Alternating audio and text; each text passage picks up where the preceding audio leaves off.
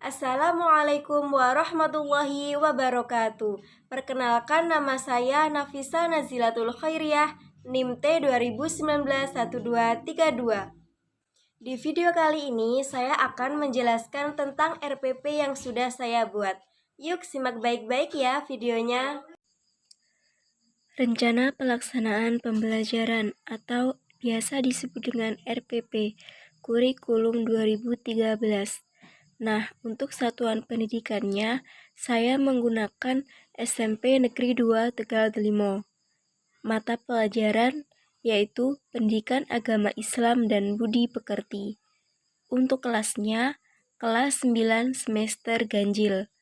Materi pokok yaitu Quran Surah Az-Zumar ayat 53, Quran Surah An-Najm ayat 39 sampai 42, Quran Surah Ali Imran ayat 159 tentang optimis, ikhtiar, dan tawakal serta hadis terkait. Selanjutnya, alokasi waktu yang digunakan yaitu 3 kali 3 jam pelajaran. Tahun ajarannya 2020-2021. Untuk kompetensi intinya, saya mengutip dari Permendikbud nomor 37 tahun 2018. Lalu untuk KD-nya saya kutip dari Silabus Kementerian Pendidikan dan Kebudayaan tahun 2017. Untuk indikator pencapaian kompetensi ini, kita mengacu pada kompetensi dasarnya dulu. Nah, dilihat kata kerja kompetensi dasarnya itu, dan juga kita harus melihat kata kerja di tabel KKO atau kata kerja taksonomi Bloom. Contohnya yaitu pada KD3 kata kerja kompetensi dasarnya yaitu memahami. Kemudian kita melihat pada tabel KKO memahami. Nah, itu dapat kita jabarkan menjadi seperti menyebutkan, menjelaskan, menguraikan, dan lain sebagainya. Seterusnya seperti itu. Untuk poin yang selanjutnya yaitu tujuan pembelajaran. Tujuan pembelajaran ini harus mencangkup semua indikator. Jumlah pertemuan harus sesuai dengan identitas RPP. Tujuan pembelajaran juga melibatkan metode dan teknik pembelajaran. Pengembangan tujuan pembelajaran juga dapat dirumuskan melalui ABCD. Yang pertama, A. Audien, siapa sasarannya? Yaitu peserta didik. Kemudian yang selanjutnya, B. Behavior, perilaku yang dapat diamati. C. Condition. D. Degree, yaitu tingkat keberhasilan siswa. Untuk tujuan pembelajaran pada pertemuan ke-1, saya menggunakan metode kooperatif dengan teknik jigsaw. Untuk indikator 3.11 dan 3.12. Karena pada pembelajaran kooperatif tipe jigsaw ini merupakan suatu metode pembelajaran yang didasarkan pada bentuk struktur multifungsi kelompok belajar yang dapat digunakan pada semua pokok bahasan dan semua tingkatan untuk mengembangkan keterampilan setiap kelompok. Lalu, untuk indikator yang selanjutnya, saya menggunakan metode kooperatif teknik the power of two, karena dalam model pembelajaran seperti ini mempunyai prinsip bahwa berpikir berdua jauh lebih baik daripada berpikir sendiri. Itu juga berkaitan dengan indikator pada pertemuan tersebut, karena kerjasama antara kelompok itu sangat diperlukan. Untuk yang pertemuan kedua, indikator selanjutnya menggunakan metode demonstrasi karena indikatornya menghafalkan.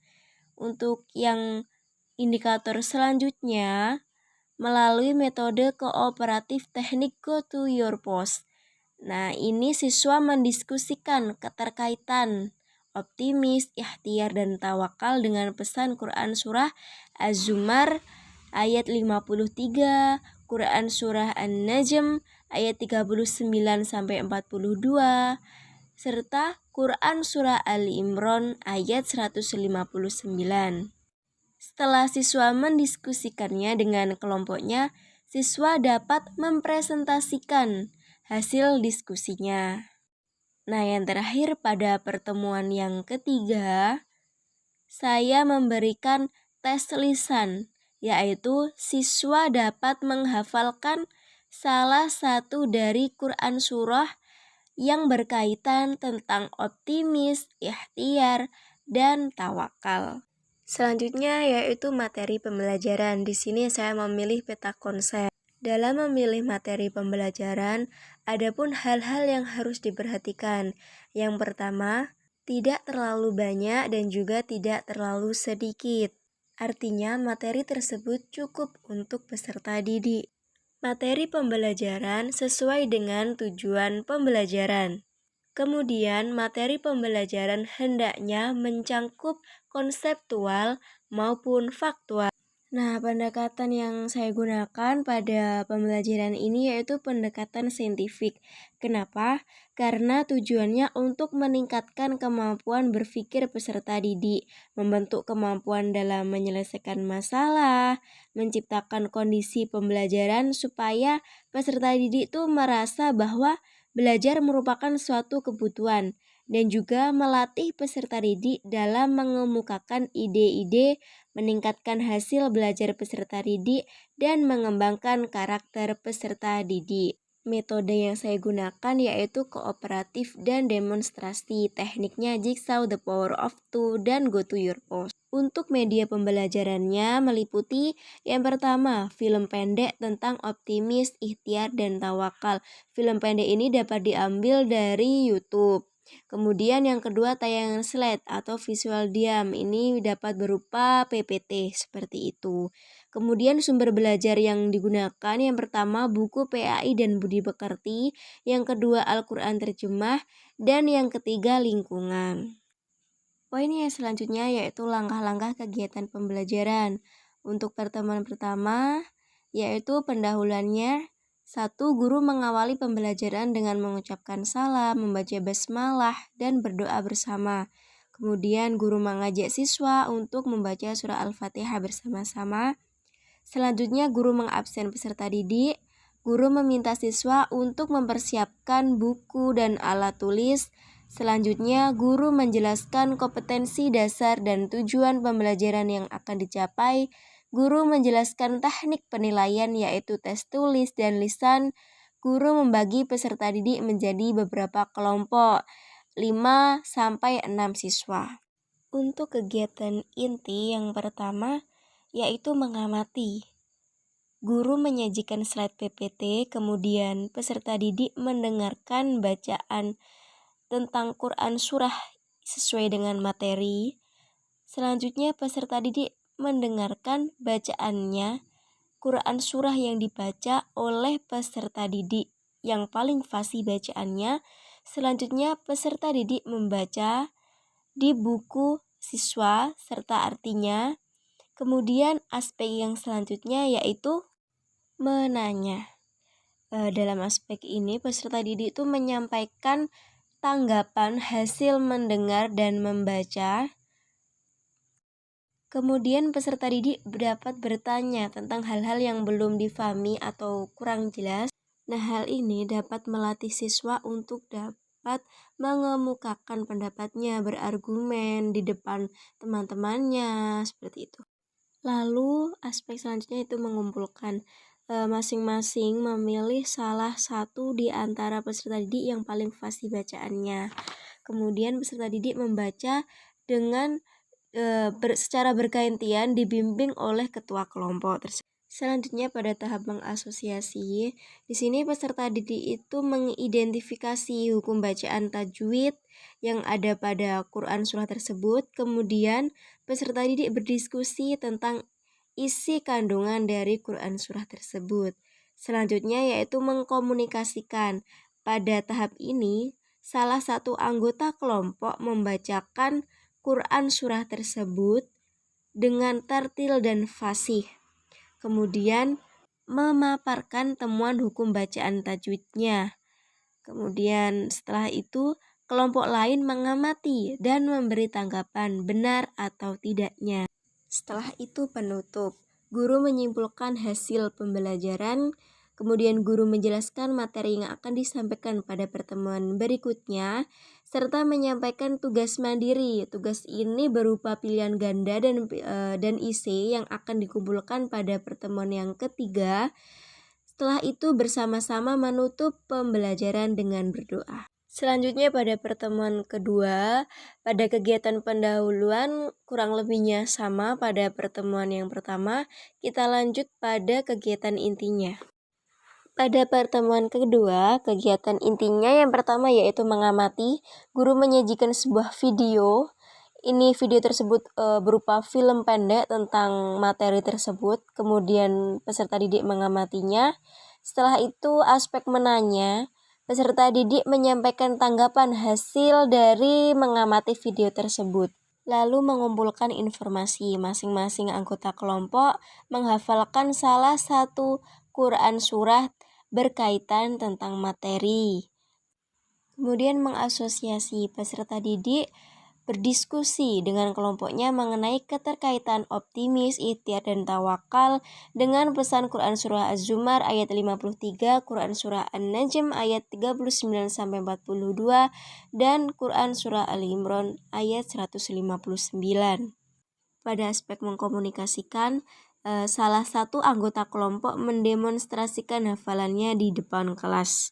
Kemudian, salah satu anggota kelompok mempresentasikan hasil diskusinya. Kemudian, peserta didik yang lain menyimak dan memberikan tanggapannya. Kemudian yang selanjutnya yaitu penutup. Penutupnya itu seperti pada pertemuan yang pertama. Tambahan untuk penutupnya, guru memberikan apresiasi kepada peserta didik dan memberikan motivasi untuk pembelajaran yang selanjutnya. Untuk yang pertemuan ketiga, pendahuluannya sama saja dengan pertemuan yang sebelum-sebelumnya.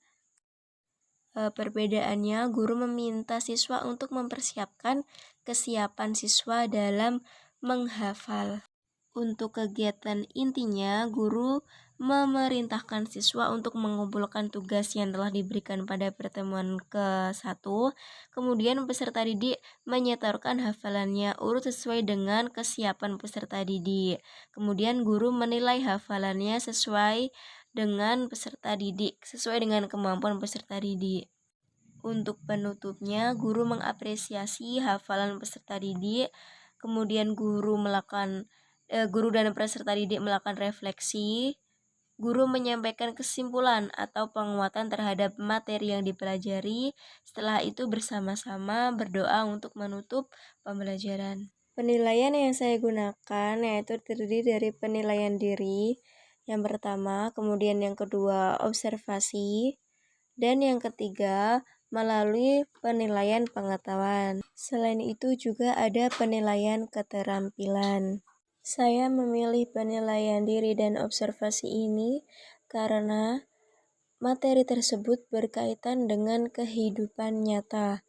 Maksudnya, materi tersebut juga akan dapat membentuk sebuah karakter ataupun sikap peserta didik menjadi lebih baik. Selanjutnya, kenapa saya memilih penilaian pengetahuan secara tes tulis? Karena saya ingin mengetahui seberapa pemahaman siswa terhadap materi tersebut.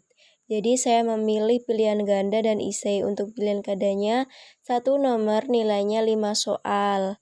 Jadi 10 soal kali 5, 50. Kemudian IC-nya 1 nomor nilainya 10. 5 soal dikali 10. Seperti itu.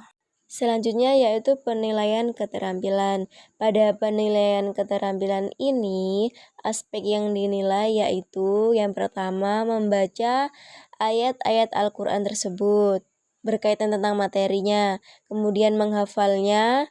Yang ketiga menceritakan keterkaitan optimis, ikhtiar, dan tawakal dengan pesan Quran Surah An-Najm ayat 39-42, Quran Surah Az-Zumar ayat 53, Quran Surah Ali Imran ayat 159 di depan kelas dengan benar. Untuk skor penilaiannya, A tidak bisa, B terbata-bata, C lancar, Do sangat lancar. Untuk skor maksimalnya kriteria nilai A 80-100 itu baik sekali, B 70-79 itu baik, kemudian C 60-69 itu cukup, dan D kurang dari 60 itu kurang. Itu saja yang dapat saya jelaskan, kurang lebihnya mohon maaf. Semoga bermanfaat. Wassalamualaikum warahmatullahi wabarakatuh.